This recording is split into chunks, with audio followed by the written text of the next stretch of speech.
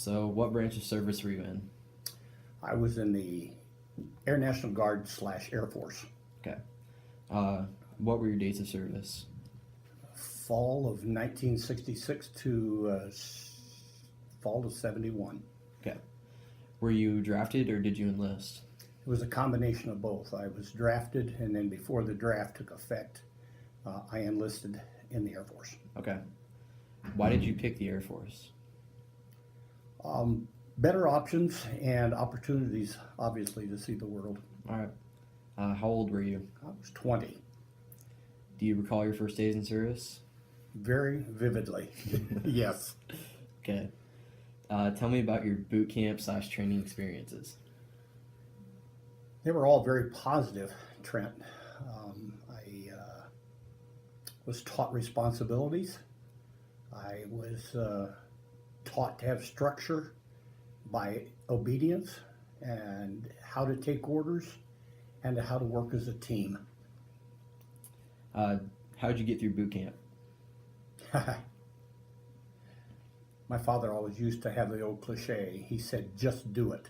And that's how I got through. It was, you just do what you're told and you get along great. All right. What type of work did you perform while in the Air Force? I was trained as an aerial reconnaissance photographer, and as they moved from individuals taking the pictures themselves, the pilots began to take the pictures. So they moved us into intelligence, where we deciphered the film or processed the film and then laid out the mosaics and worked in the intelligence. It wasn't 5 years quite, it was about 2 years in the intelligence field, and then I transferred to Warren Air Force Base, and there I was strictly in still photography, Okay. where I took all the pictures for the officers for the Pentagon All right. and still. So Yeah. I altered that a little bit. Okay. Did you request your job? No, I tested into the job actually. Okay. What did they teach you in the Air Force? Discipline for academics, my photography skills, both enhanced and basics, maintenance of the equipment that we were using, and a repair of that, and then of course the deciphering part, determining what things to look for and the variations within the pictures themselves. Where did you serve? Started out at Lackland Air Force Base in Amarillo, Texas. Then I was transferred there to Lowry Air Force Base in Denver, Colorado for my tech school. And then from there I went back to the Lincoln, to the Air National Guard base there in Lincoln. And then Buckley in Denver. And then Langley in Virginia. Spent quite a little time in Langley Air Force Base. And then ended up at Warren Air Force Base in Cheyenne, Wyoming. And that the Wyoming Air National Guard was based with the Warren Air Force Base. So that's where I had received my discharge. Okay. How was life like during those times? It was just like any 8 to 5 job. You did your work, and evenings were pretty much to yourself. There was purpose. You had to have self-motivation, and they encourage you to strive for excellence in everything. All right. And how was the food? Good. It was good. How were the rules? I felt tough but reasonable. They were livable. You know, you follow along, you obey and do what you're told. You got along great. Okay. So, what were the hours? well, they varied anywhere from 4:30 in the morning till 9:30 at night, and most cases it was always 4:30 in the morning and late to bed just to keep you exhausted. So, What did you do with your free time? there really wasn't any free time during boot camp. They pretty much had your schedule filled. Once in a while we never did go to a movie or anything in boot camp. It was pretty much nose to the grindstone the whole time.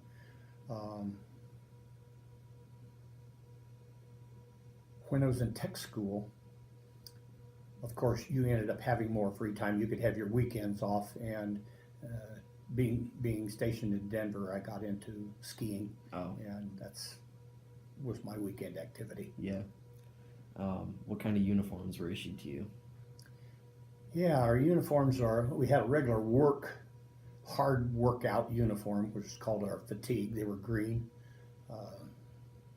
Then our semi-dress uniform was a khaki unit, pants and shirt, and a cap to go with it. And then our dress blues for all special occasions when high-ranking officials would come in. So the 3 different uniforms basically, and then 3 different types of shoes to go with the work. You had your boots for your work boots, and then you had a chukka boot, and you had a dress low quarter. So Okay. What dwellings were provided?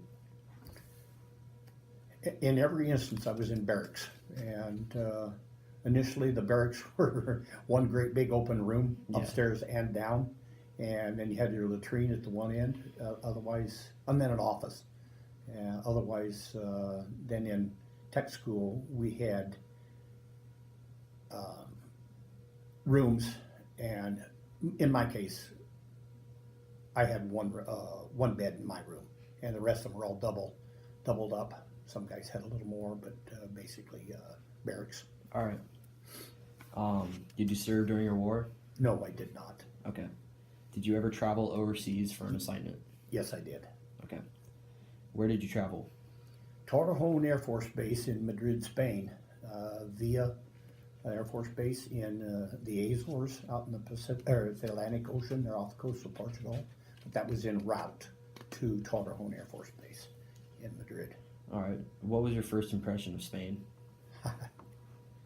Being a country boy from middle of nowhere, it was overwhelming. It was a neat experience. The world is really vast, and cultures are really different, and it's interesting how you adapt to the different cultures. Why were you in Spain?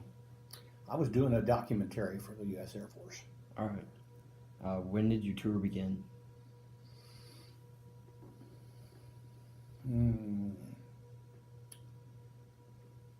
Shortly after the 1st of January of 1971, my tour began. It was short. It was only a 30-day TDY assignment.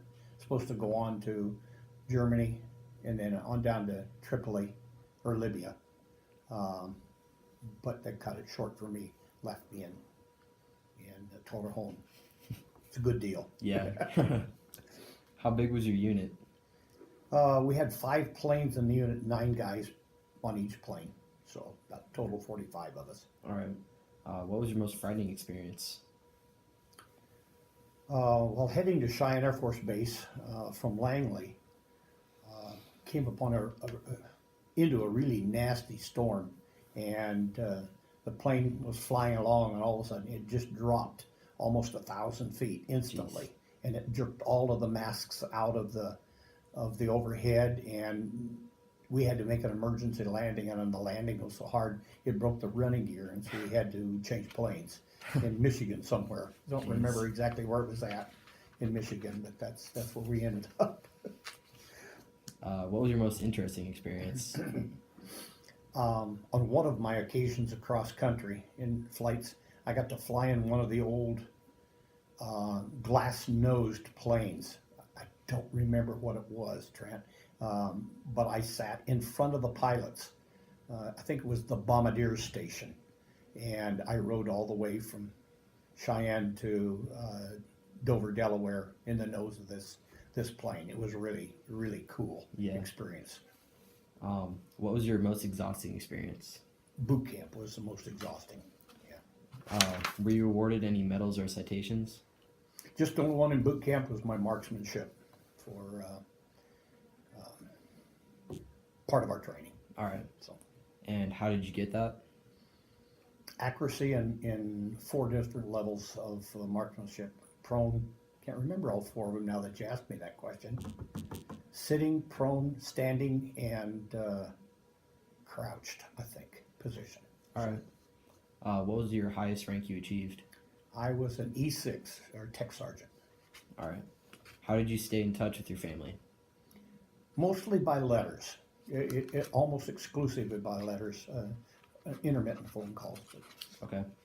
How did people entertain themselves? A lot of reading, some sports. There wasn't a lot of sports on opportunity for sports on base. A little basketball once in a while, and movies, mostly movies. Okay. What did you do when you went on leave? I went home to the farm and I worked. Yeah, I just worked. Do you recall any humorous events? Yeah, I had a opportunity to be a flight attendant on a flight of officers, roughly 30 high-ranking officers traveling from Warren Air Force Base to Alameda Naval Base, and I had the opportunity to be the flight attendant, take care of their needs, serve them coffee, cookies, whatever else on board the plane. And I sat with a general, a two-star general, en route, and when we deboarded, I carried his luggage for him, and I was instantly reprimanded for being out of dress code. And the general turned to the young officer and he told him, he said, "Just leave him alone." And I just walked in like, "Hey, this is great. Got somebody covering my backside." Yeah. Did you make any friendships while in the Air Force? Yeah, a lot of, but not long-term friends. I don't recall, or I'm not in contact with any of my military associates at all. Okay. What day did your service end? February 1st, 1971. The day I stepped off the plane from Torrejon Air Force Base, I was officially out. All right. So Where were you? I was at Warren Air Force Base in Cheyenne, Wyoming. Okay. What was your post-service career? I was a farmer. Have been for 44 years. Jeez. So Did your military experience influence your thinking about the military in general? yeah, it really did. It altered my life in many different ways, challenging me to look at my job, look at my life, be responsible. I saw the value of having a government that was responsible to us as a people. It was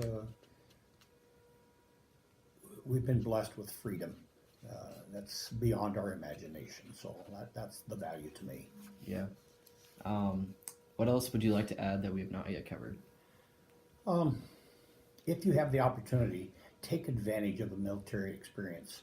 It's a good teacher in many ways. Sure, there's good and bad, but always take the good and go from there and let it influence your life so that you can learn to serve others, learn to work together, and be a responsible American. It gives you opportunities to travel, and as well, you can see America historically for what it is and why we have the freedoms we have.